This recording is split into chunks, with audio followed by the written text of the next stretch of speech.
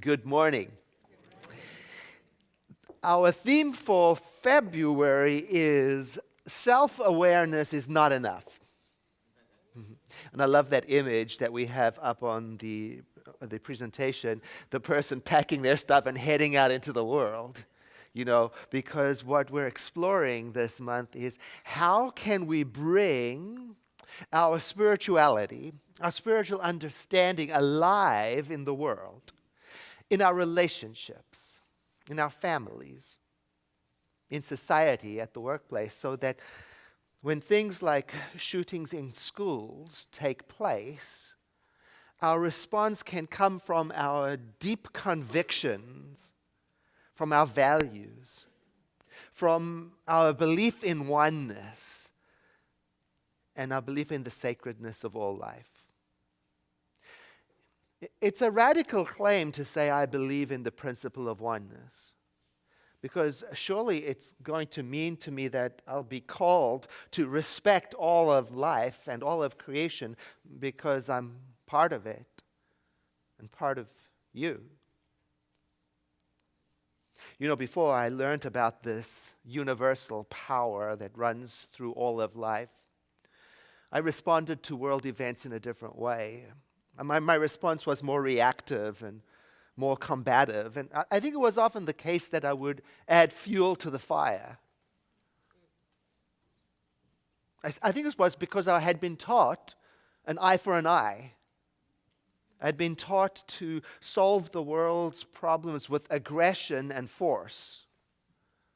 And I don't think I understood at that time what unity of all life meant, especially not how it showed up in public.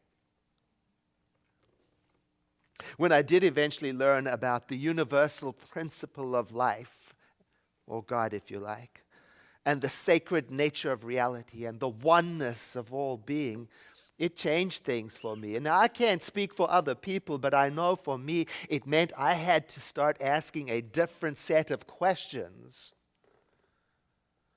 For example, I had to ask myself, as I am today, is my freedom and my autonomy more important than a child's life?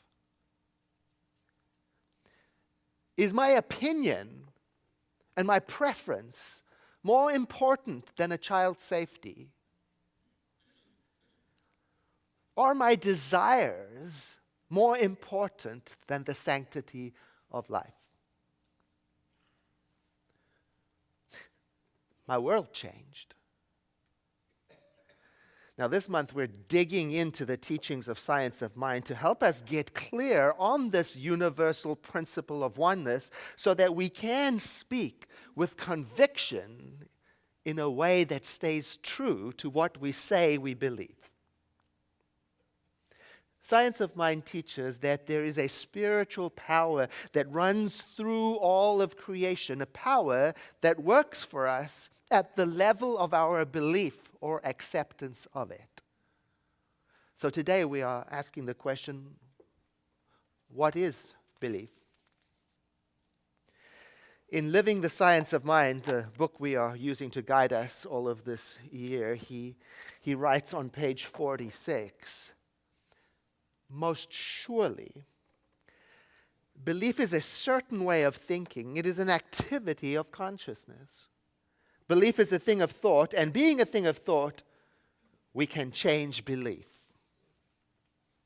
Then he goes on to say, if that is so, if what a person believes has something to do with their experience and impacts the people around them, then wouldn't the most important thing for them be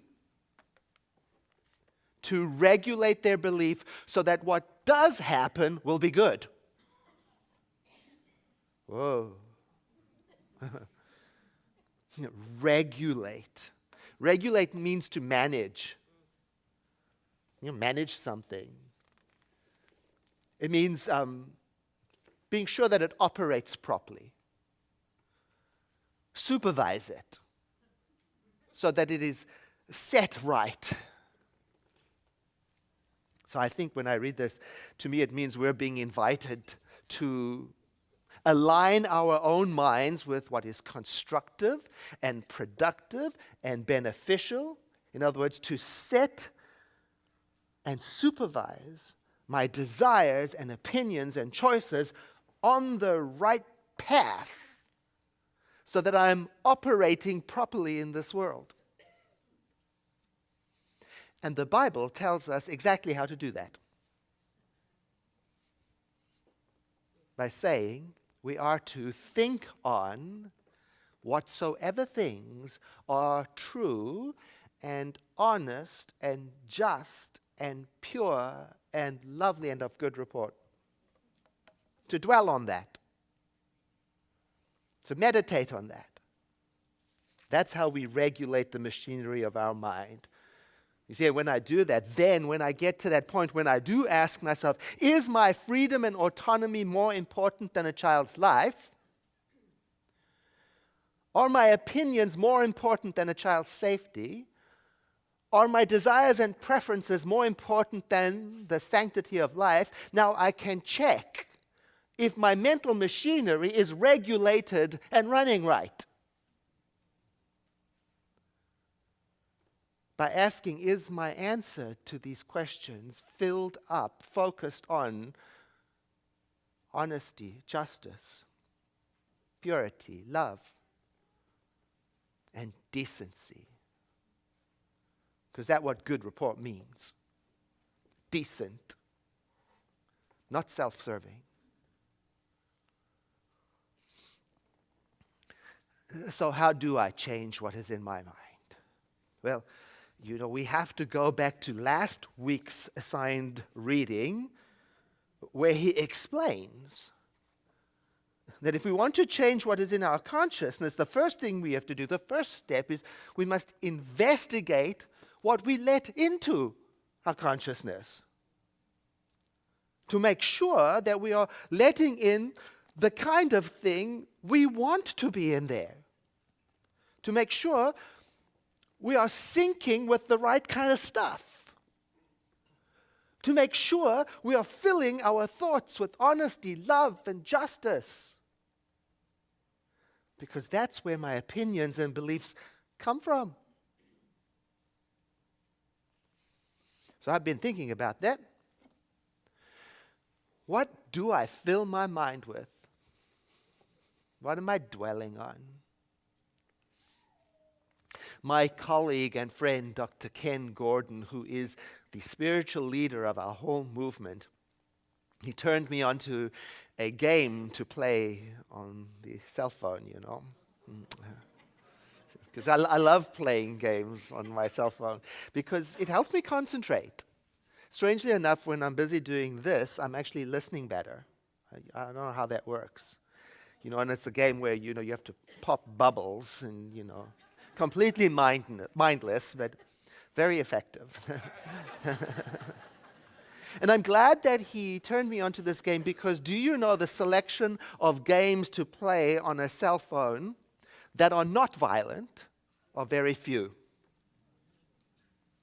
You might say most of the top games include shooting and destruction. A while ago, I had to make a deliberate decision to regulate what I was letting into my mind and decide and refuse to purchase and play games with guns and violence and dismemberment. Do I really want to practice killing people in a virtual reality? Do I really want to normalize violence and dismemberment in an imagined scenario? It really got me to thinking. I can't speak for anybody else. But if my opinion is that a game cannot be rewarding unless it has death in it, am I dwelling on what is just and true and lovely? Or have I let somebody else regulate my thinking? If I defend my right and freedom to play war games, am I dwelling on what is pure and of good report? Or have I let somebody else regulate my thinking? If I don't care about the consequence of encouraging or developing a violent mind, it may be that I just don't believe in the principle of oneness and the unity of all life. But I still am putting something into action. And the spiritual power that is in and through all creation that responds to me at the level of my acceptance and belief is going to produce something for me in my life and in the life of my society. I will harvest the results of that. It's up to me what I let into my mind. It's up to me to watch what I believe in and have faith in and what I pray for. Dr. Ernest Holmes, in Living the Science of Mind, said, it was John in the Bible who said, and rightly, believe not every spirit, but try the spirits whether they are of God. No, I like that, because to me it's saying don't believe and accept everything that is offered to you. Measure it against universal truth, because that's what try it means. It means compare it, evaluate it, judge it. Ask, is this that I'm being offered, is it based on the universal principle of truth and oneness? Or is it a personal opinion? You see, to be universal, a truth must be applicable to all. It must be available to all. It must be non-regional. It must be non-preferential because it's all embracing. It cannot result in confusion because it is divine right action and order. It cannot instigate violence because, as it says in the Bible, God, is the author of peace. And when I sink my thinking to that, I can ask, how is it telling me to live? Let me tell you about Reverend James Alexander Forbes. He is the Senior Minister Emeritus of Riverside Church, an international, interracial, interdenominational church. He proposed a set of prophetic justice principles, he called them, for his Christian community and colleagues to use to measure against when they were deciding how to act in this world, especially when it comes to matters of social justice. Even though these are based on Christian spiritual principles, whatsoever things are good, true, just, and lovely, when I read them, I feel the universality of them. And these are they. Seek the common good. Be truthful in facts and motives. Promote unity and inclusion. Care for the poor. Protect the vulnerable. Guard freedom of thought and discussion. Respect other nations and people. Ensure the stewardship of creation. Cherish the human family. Provide moral leadership. As I mentioned, I was at our national convention in Santa Ana, and at a workshop there, a workshop about how spiritually minded people sometimes struggle with how to speak up about such things as social justice because they don't want to abandon this universal principle of oneness and inclusion. That's what the workshop was about. And the workshop presenter, one of our Centers for Spiritual Living ministers, told a compelling story of her journey to taking a stand for something. See, she was contacted by the local city council, which was struggling with a divided debate about plastic bags, whether or not to ban them. And it had become quite argumentative and divisive. So they contacted her and asked her to make a statement. And the self-talk that she went through was something like, well, I don't know anything about plastics. Who am I to tell other people what to do? Shouldn't people be free to make their own decisions about whether or not they want to use something dangerous that impacts the earth? But she showed up at the city council anyway at the meeting, and when it was her time to make a statement, this is what she did. She stood up and kept her eyes closed and started to say a spiritual mind treatment, an affirmative prayer, as if she was speaking about universal truth to the best of her ability. Something like this: there is one universal life that lives through all of us. In us, it is the wisdom that is resident and guides us. In us, it knows what to do and how to do it and which choices to make. And within us, it transcends all differences and opinions and reveals the right action. Something like that. That was her statement. And when she was done, the city council moved strongly together and voted to stop the use of plastic bags. Now, that is the power of regulating your thought to universal principle. One council member approached her afterwards and said, when you were talking,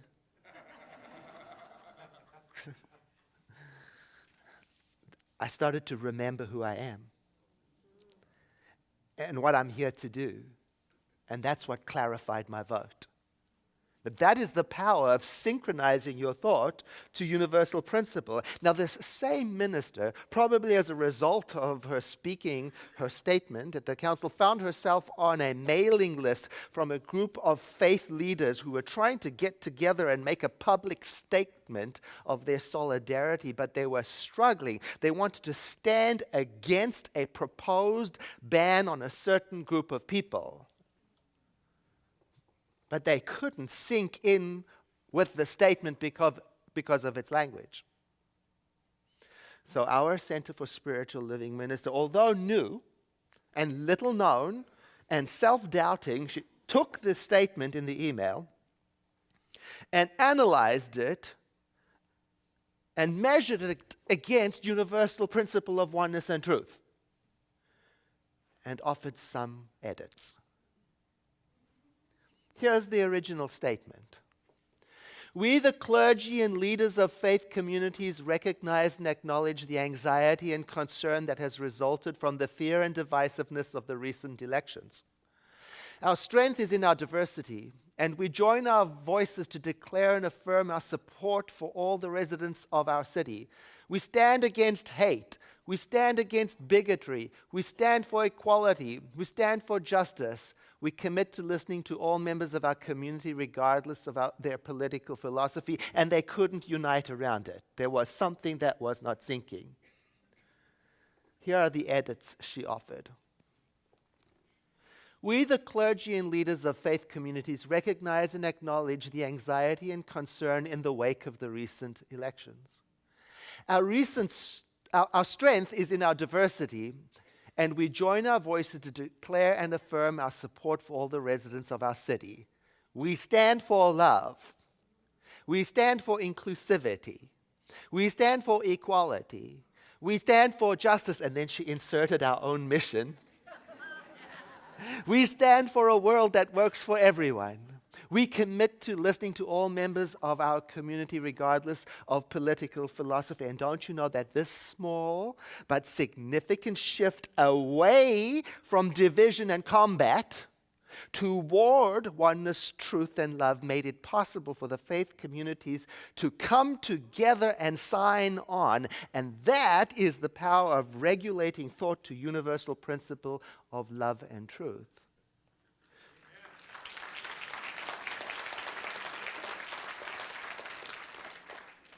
I don't know what political party you belong to, but my own political party sends me emails almost every day, sometimes multiple times in a day. And do you know that the language of these emails are filled up with conflict and threats and danger? One of my best friends belongs to a different political party. And his political party sends him emails almost every single day, sometimes many times a day. And the emails from his political party are filled up with conflict, threats, and danger, just with different opinions.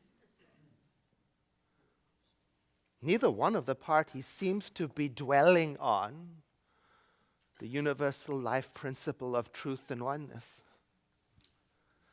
It's not always easy to read those emails and find in them truth, honesty, justice, purity, love, and things of good report. Oh, note to self. I can't make them responsible for my mind. I must regulate my thinking to the universal truth. That's my job. I must analyze the words in emails and newscasts and from political leaders and test what they say to see if it is of God, the universal principle, so that my perception is not coerced. Because whoever controls the information controls perception. But I control my mind. I cannot talk for anybody else, but I know I cannot let myself be persuaded to believe that the way to peace and freedom and autonomy is by letting children live in fear of being shot at school. Let's go back to the beginning of this message. Science of mind teaches that there is a spiritual power that runs in and through all creation, a power that works for us at the level of our belief and acceptance. It is a teaching that is based on a statement from the master teacher, Jesus of Nazareth, who on several different occasions told people something like this: "As thou hast believed, so be it done unto thee." That is why on Wednesday evenings we are offering these free 1-hour classes to encourage each person to come to clarity for themselves on what the universal principle of life is, so that they can put it to good use in their lives, to seek the common good, to be truthful in facts and motives, to promote unity and inclusion, to care for the poor, to protect the vulnerable, to guard freedom of thought and discussion, to respect other nations and peoples, to ensure the stewardship of creation, to cherish the human family, and to provide moral leadership. I invite you to breathe in with me and to exhale, letting your eyes close if you feel comfortable, for a moment of prayer. I know there is a power for good which is responding right now to me and bringing into my experience everything that is necessary for my peace. I know there is a power for good that enables me to help others and to bless the whole world. So I say quietly to myself, there is one life. That life is God. That life is perfect. That life is my life now. It is flowing through me, circulating in me, and I am one with its rhythm. My heart beats with the pulsation of the universe. My whole physical being is animated by divine spirit. And I say to myself, I am daily guided so that I shall know what to do in every circumstance, in every situation. Divine intelligence guides me in love, in joy, and in complete self-expression. Desiring that the law of good alone shall control me, I bless and prosper everything that I am doing. realizing that I am one with all people, I affirm that there is a silent power flowing through me and them, a power which blesses and prospers and makes happy and glad their pathway. And realizing that the world is made up of people just like myself, I bless the world and affirm that it shall come under divine government of good, under the divine providence of love, and under the divine leadership of the supreme intelligence. For thine is the kingdom and the power and the glory forever. Amen. I invite you to breathe in again with me and to sigh.